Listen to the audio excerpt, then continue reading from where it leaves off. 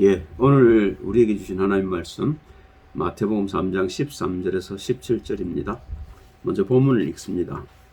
이때 예수께서 갈릴리로서 요단강에 이르러 요한에게 세례를 받으려 하신대 요한이 말려 가로되 내가 당신에게 세례를 받아야 할 터인데, 그렇죠. 요한 자신은 아는 겁니다. 자기가 죄인인 것을. 그리고 이 예수가 죄인이 아니라는 사실을 아는 거죠. 그러니까 거꾸로 된 거 아닙니까? 죄 없는 사람이 죄인에게 안수를 해야 할 텐데, 죄 없는 사람이 지금 죄인에게 안수를 받는단 말입니다. 그 얘기하는 겁니다. 당신이 내게로 오십니까? 예수께서 대답하여 가라사대 이제 허락하라. 우리가 이와 같이 하여 모든 의를 이루는 것이 합당하니라. 이 말은요, 예수님은 세례 요한을 통해서 백성의 죄를 대신 지는 안수를 받는 일이 구약에 예언되어 있고, 그 일 때문에 내가 너한테 지금 세례를 받는 것이다, 그렇게 얘기하고 있는 거죠. 이에 요한이 허락하는지라. 예수께서 세례를 받으시고 곧 물에서 올라오실새 하늘이 열리고 하나님의 성령이 비둘기같이 내려 자기 위에 임하심을 보시더니 하늘로서 소리가 있어 말씀하시되 이는 내 사랑하는 아들이요 내 기뻐하는 자라 하시니라. 여기서 우리가 주목할 게 있습니다. 17절인데요. 한 번 더 읽지요. 이는 내 사랑하는 아들이요 내 기뻐하는 자라 하시니라. 하나님이 기뻐하는 모형으로 그리스도에서 오셨다는 겁니다. 그러니까요, 죄인인 우리를 하나님이 심판하실 수밖에 없는 거잖아요. 그럼 그리스도 예수를 보낸 목적이 여기 있고요, 우리가 예수님을 따라가게 된 이유가 여기 있는 겁니다. 이걸로 지금 다 놓친 겁니다. 서론입니다. 레위기 16장 21절 22절을 보면요, 먼저 읽지요. 아론은 두 손으로 사념소의 머리에 안수하여 이스라엘 자손의 모든 불의와 그 범한 모든 죄를 고하고 그 죄를 염소의 머리에 두어 미리 정한 사람에게 맡겨 광야로 보낼지니 염소가 그들의 모든 불의를 지고 무인지경에 이르거든 그는 그 염소를 광야에 놓을지니라. 예수 그리스도께서 우리의 죄를 대속하시기 위해 지금 대제사장인 세례요한을 통해 안수를 받는 장면인 겁니다. 이 세례식은요. 그죠? 예언된 말씀의 성취란 말입니다. 자, 본론입니다. 그러면 요한은 누구길래 예수님의 머리에 손을 얹을 수 있는 자가 된단 말입니까? 이제 그 출생부터 보면 누가복음 1장 13절 17절을 보겠습니다. 먼저 천사가 일러 가로되 가브리엘이죠.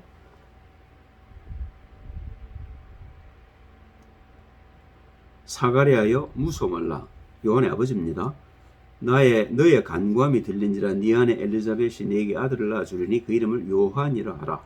너도 기뻐하고 즐거워할 것이요 많은 사람도 그의 남을 기뻐하리니 이는 저가 주 앞에 큰 자가 되며 포도주나 소주를 마시지 아니하며 모태로부터 성령의 충만함을 입어 이스라엘 자손을 주 곧 저희 하나님께 많이 돌아오게 하겠음이니라.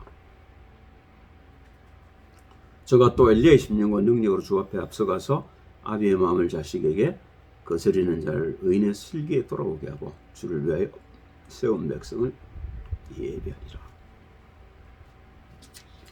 그렇죠. 이제 그런 세례 요한의 출생이 1장 80절을 보면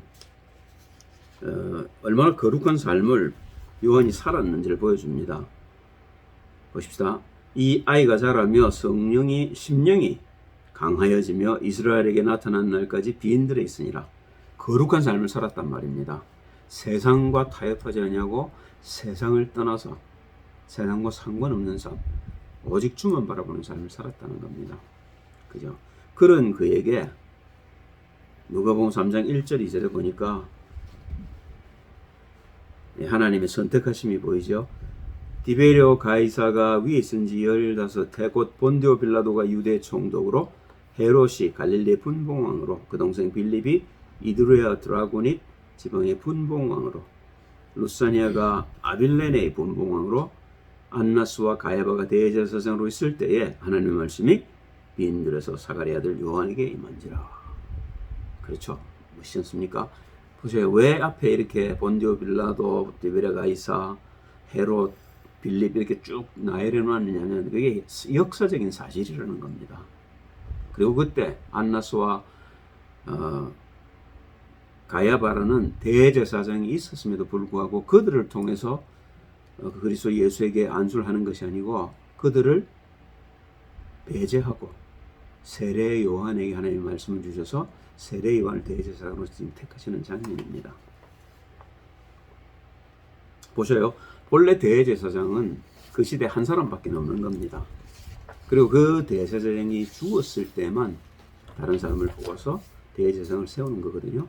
그런데 이때는 벌써 안나와 가야바 두 사람이 대제사장입니다. 그 말은요, 하나님의 말씀이 지켜지지 않고 있다는 겁니다. 불의한 세상이 된 거죠. 거기서 요한을 불러서 요한을 거룩하게 하셔서 요한을 인치시고 모태부터 성령이 충만하게 하시고 그 요한에게 대제사장의 일을 맡기시는 겁니다. 그러면 이 일이 어떻게 일어나는지를 요한복음 1장 29절 34절에 성경이 기록하고 있죠. 이튿날 요한이 예수께서 자기에게 나오심을 보고 가로되 세상 죄를 지고 가는 하나님의 어린 양이로다. 내가 전에 말하기를 내 뒤에 오는 사람이 있는데 나보다 앞선 것은 그가 나보다 먼저 계시니라. 태초의 상구잖아요. 예수님은 하나님이란 말입니다. 그 세례요한하고 비교할 수 없죠. 나기는 6개월 늦게 났습니다만은 그 본질은 하나님이시란 말입니다. 그가 나보다 먼저 계심이라 한 것이 이 사람을 가리킴이라. 나도 그를 알지 못하였으나 내가 와서 물로 세례를 주는 것은 그를 이스라엘에게 나타내려 함이라 하니라.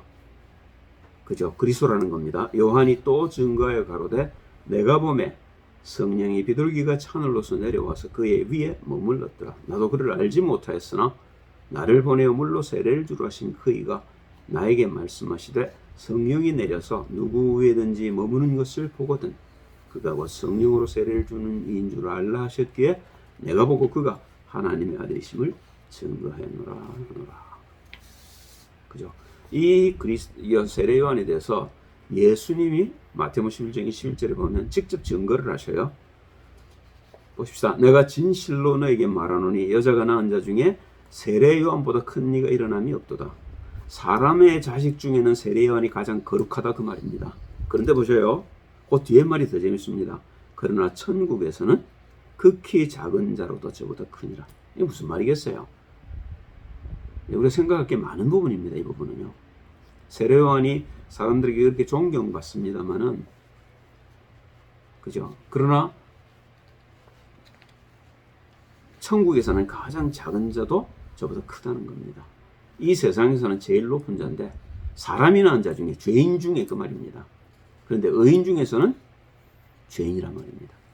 기가 막힌 얘기를 하고 계신 거죠. 자, 그러면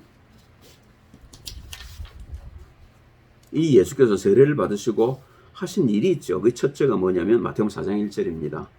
그때 예수께서 성령에게 이끌려 마귀에게 시험을 받으러 광야로 가사. 미리 예언됐던 거 아닙니까? 적당한 사람의 손에 끌려 광야로 나갈 염소에 대한 예언이 지금 예수 그리스도에게 성취되고 있습니다. 나가는 이유가 뭐죠? 그래서 광야에서 아무것도 없는 자리에서 마귀에게 시험 받으려고 나가시는 겁니다. 누가복음 4장 14절을 보면 예수께서 성령의 권능으로 갈릴리에 돌아가시니 그 소문이 사방에 퍼졌고 그 성령 충만함을 가지고 갈릴리로 나오셔서 이제 공생애를 시작하시는 겁니다. 그죠? 성령 인도를 받지 못하면 안 되는 일인 거지요. 그래서 로마서 8장 14절입니까? 성령의 인도를 받는 그들이 곧 하나님의 아들이라고 로마서에서 바울이 얘기하고 있는 겁니다. 누가복음 4장 16절 21절을 보면 예수님이 하신 사역이 이제 소개되는데요. 먼저 읽어봅니다. 예수께서 그 자라나신 곳 나사렛에 이르러서 안식일에 자기 규례대로 회당에 들어가서 성경을 읽으려고 서시며 선지자 이사야의 글을 드리거늘 두루마리를 주었단 말입니다. 이사야라는 두루마리를 주었는데 그 두루마리에서 이사야서 61장 62절을 펴니다. 이렇게 기록한 데를 찾으시니 곧 주의 성령이 내게 임하셨으니 이는 가난한 자에게 복음을 전하게 하시려고 내게 기름을 부으시고 나를 보내서 포로된 자에게 자유를 눈먼 자에게 다시 보게 함을 전파하며 눌린 자를 자유케 하고 주의 은혜를 전파하게 하려 하심이라 하였더라. 책을 덮어 그 맡은 자에게 주시고 앉으시니 회당에 앉은 자들이 다 주목하여 보더라. 이 예수께서 저에게 말씀하시되 이 글이 오늘날 너희 귀에 응하였느니라 하시니. 이사야서 61장 1절 2절은 오실 메시아에 대한 예언 아닙니까? 그런데 이 예수께서 그 구절을 비셔서 읽으시면서 이 글이 너희 귀에 응했단 말은 그 말이 내게로 성취되어졌다 그 말하는 겁니다. 그 말은요, 내가 그리스도란 말입니다. 자, 그리고 42절 44절을 봅니다. 날이 밝음에 예수께서 나와서 한적한 곳에 가시니 무리가 찾다가 만나서 자기들에게서 떠나지 못하게 만류하려 하네. 그렇죠? 그 도깨비 방맹이 하나 만난 것과 똑같지 않습니까? 그러니까 안 놓치고 싶죠. 예수께서 이르시되 내가 다른 동네에서도 하나님의 나라 복음을 전하여 하리니 나는 이 일로 보내심을 입었노라 하시고 갈릴리 여러 회당에서 전도하시더라. 예수님 오신 목적은요, 그러니까 뭐라고요? 복음 전하러 오셨단 말입니다. 그죠? 그런데 이 복음을 로마서 1장 1절 4절에 보면 바울이 아주 멋있게 딱 정리를 해놨습니다. 한번 들어볼까요?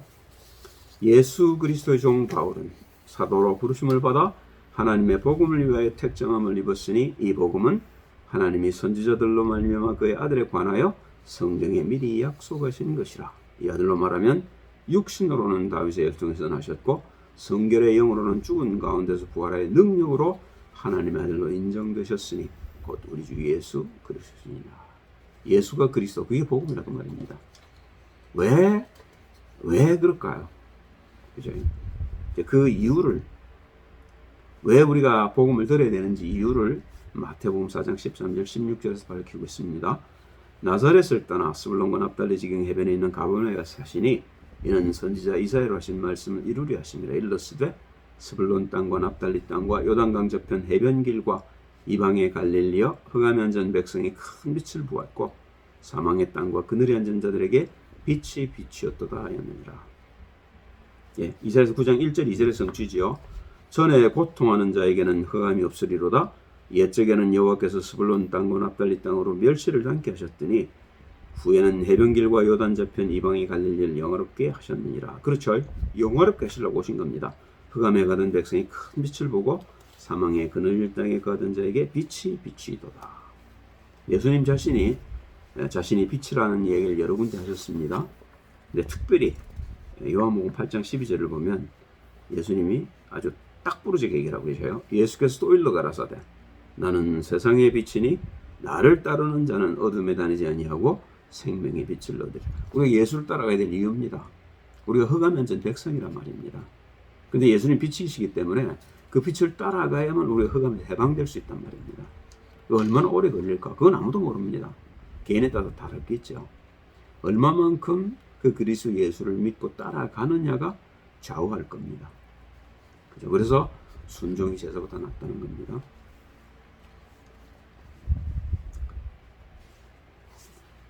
자, 이사야서 60장 1절 2절을 보면요, 왜 제자를 부르시는지에 대한 이유가 나와 있습니다. 읽어보죠. 일어나라. 거기 없을 겁니다. 내가 안 적었는데 그냥 들으세요. 적어 놓으시고 들으세요. 일어나라 빛을 발하라. 이는 내 빛이 이르렀고 여호와의 영광이 네 위에 임하였습니다. 보라 어두움이 땅을 덮을 것이며 캄캄함이 만민을 가려우리니와 오직 여호와께서 내 위에 임하실 것이며 그 영광이 내 위에 나타나리라. 예수께서 이 빛을 주러 오셨다 그 말이에요. 그러니까 마태복음 5장 17절입니까? 너희는 세상의 빛이라 그렇게 얘기를 하지 않습니까? 그게 제자란 말입니다. 그래서 그 빛을 우리는 증거하는 빛의 사자로 부름을 받았습니다. 그래서 베드로전서 2장 9절에 베드로가 그런 고백을 하는 겁니다. 이 귀한 빛을 선전하기 위하여 부르심을 받았다고 얘기하는 겁니다. 그러면 제자를 부르시는 장면을 보겠습니다. 그게 마귀에게 시험을 받으시고 갈릴리로 나오셔서 제일 첫 번째 하신 예수님의 사역입니다. 마태복음 4장 18절에서 20절이지요. 갈릴리 해변에 다니시다가 두 형제 곧 베드로라는 시몬과 그 형제 안드레가 바다에 금을 던지는 것을 보시니 저희는 어부라 말씀하시되 나를 따라오너라 내가 너희로 사람을 낚는 어부가 되게 하리라 하시니 저희가 곧 그물을 버려두고 예수를 쫓으니라. 근데 이걸 이렇게만 보면 뭐 그랬을까 싶은데 누가복음 5장을 보면요 예수님이 이들을 부르시는 장면이 더 소상하게 나와 있습니다. 사람들이 해변에 모이니까 베드로의 배를 타고 베드로에게 배를 좀 해변에서 뛰게 합니다. 그리고 그 백성들을 향해서 이제 복음을 증거하시지요. 그리고 난 뒤에 이제 그 배를 탄 값을 해야 되니까 깊은 데로 그물을 내려라 그렇게 얘기를 합니다. 그러니까 베드로가 밤이 맞도록 수고했어도 우리가 한 마리도 잡지 못하였지만 주의 말씀을 의지하고 그물을 내리겠습니다. 이렇게 얘기를 해요. 그 말은요, 베드로도 예수님이 하는 복음을 들었단 말입니다. 아, 이분이 보통 분이 아니구나. 그러니까 무슨 경외감이 생긴 겁니다. 그런데 그때 어떡하죠? 수없이 많은 물고기를 그물 속에 집어넣어서 그물을 들 수 없을 만큼, 그물이 찢어지는 만큼 많이 잡게 하십니다. 그래서 두 배, 그 세베대의 두 아들 요한과 누구죠? 안드레입니까? 요한과 세베대의 두 아들, 갑자기 이름이 생각이 안 나네요. 두 아들을 불러서 두 배 실었는데 안드레? 아니고 안드레가 아니고 요한과 아마 나중에 봅시다. 어쨌거나 두 배 실었는데 두 배가 가라앉을 만큼 많이 잡혔다는 겁니다. 그지? 그러니까 어떡하지요? 주님, 나는 죄인이니 나를 떠나소서 하고 무릎을 꿇습니다. 그때 예수님 뭐라고 말씀하셔요? 나를 따라오너라. 내가 앞으로는 너를 사람 낚는 어부가 되게 하겠다. 좀 더 자세히 보면 누가 보면 그렇게 설명해 놓고 있죠. 그래서 제자들이 이 예수 그리스도를 이제 따라 나서기 시작합니다. 마태복음 16장 13절에서 16절을 보시면 예수님이 자기가 오신 목적, 제자를 부르신 목적을 설명하셔요. 예수께서 가이사랴 빌립보 지방에 이르러 제자들에게 물어 가라사대 사람들이 인자를 누구라느냐? 가로되 더러는 세례 요한, 더러는 엘리야, 어떤 이는 예레미야나 선지자 중에 하나라 하나이다. 가라사대 너희는 나를 누구라 하느냐? 시몬 베드로가 대답하여 가로되 주는 그리스도시요 살아계신 하나님의 아들이시니. 얼결에 이제 고백을 했단 말입니다. 그렇죠. 예, 그 3년을 따라다니면서 뭐가 본 게 있어서 그런 거 아닙니까? 자, 그런데 누가복음 22장 31절 34절을 보면 십자가 앞에 두고 예수님께서 베드로에게 네가 갖고 있는 그 열정 말고 다른 것이 필요하다고 얘기를 하셔요. 먼저 보죠. 시몬아 시몬아 보라 사단이 밀을 까부르듯 하려고 너희를 청구하였으나 그러나 너를 위해 네 믿음이 떨어지지 않기를 기도하였노니 너는 돌이킨 후에 네 형제를 굳게 하라. 저가 말하되 주여 내가 주와 함께 오게도 죽는데도 가기를 준비하였나이다. 가라사대 베드로야 내가 네게 말하노니 오늘 다 굴기 전에 네가 3번 나를 모른다고 부인하리라 하시니라. 몇 시간 가지도 않습니다. 그죠? 근데 실제로 베드로가 예수님 모른다고 3번을 부인한단 말입니다. 그 말은 뭐죠? 우리의 이런 육신으로 하나님을 사랑할 수 없다는 겁니다. 그러니까 성령 충만 받으라는 겁니다. 그래서 하나님 우리에게 영을 주시기 위해서 오셨고 그 일 때문에 지금 십자가를 지러 가시는 겁니다. 그죠? 요한복음 21장 4절 5절에 보면 베드로가 그렇게 낙심되지 않습니까? 실제로 3번을 부인하고 나니까 다행히 운단 말입니다. 그러니까 슬피 울었더라 이렇게 성경은 기록하고 있는데요. 그리고 난 뒤에도 뭘 할지를 몰라요. 어떻게 하겠어요? 성령이 아직 안 왔는데요. 그러니까 고기 잡고 있는 겁니다.